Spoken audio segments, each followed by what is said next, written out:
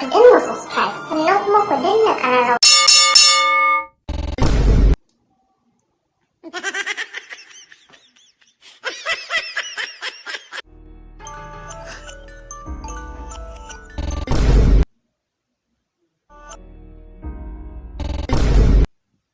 Hello?